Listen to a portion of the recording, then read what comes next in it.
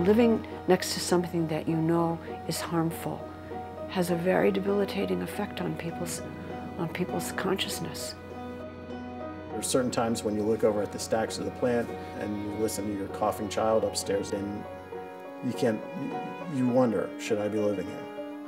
When I used to look at that coal plant and see those plumes of smoke, you know, I could see there's so many places that you can see them, and they have this kind of like ominous presence.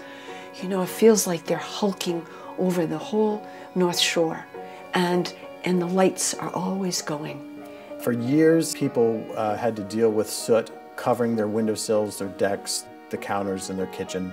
If you look at the impacts of particulate matter, especially the smaller PM particles, there's no doubt in my mind that there's a correlation between the emissions from that plant and when it's burning a lot and cardiovascular emergencies in the area. And I say that as not just someone who's watched it anecdotally for the last 12 years, but as the father of a kid with asthma.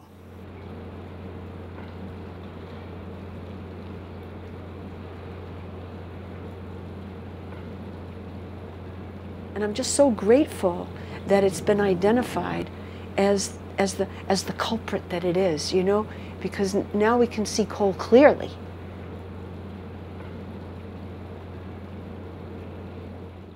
I feel sometimes that we're asleep a lot of the time as Americans, and in this community too. The fact that this power plant has managed to persist for 61 years is a clear indication how difficult it is to really mobilize people around issues.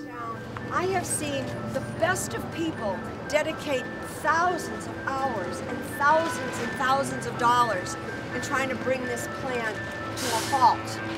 In spite of the irrefutable evidence that it is an enormous drain on our resources, our health resources, financial resources, I think about all those hundreds of thousands of hours of fathers and mothers, that could have been spent with their children working on other things that they love to do, but no, they've been out there on the line all these years. And the reason that I'm doing it is because I have 7 beautiful grandchildren.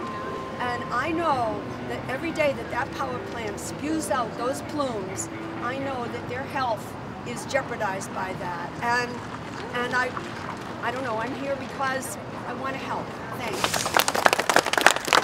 Thanks everyone here for all the work that you've done to get us to this point. Because we're there, we're at the tipping point. But that means we've got to push even harder. Because they're trying to hold on and get as much money out of this plant as they can. So please continue to come out and support people who live in the shadow of the plant and support anti-coal legislation. Right now in the Massachusetts House, there is a bill pending for a coal-free Commonwealth. Tell your legislators, tell your neighbors that we can do this. We can create a clean energy economy and move beyond coal in Massachusetts. Thank you very much.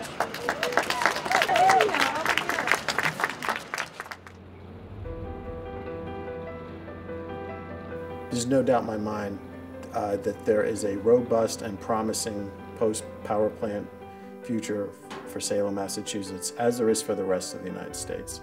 I am hopeful about the future. And the biggest reason is because the Salem power plant cannot continue to exist.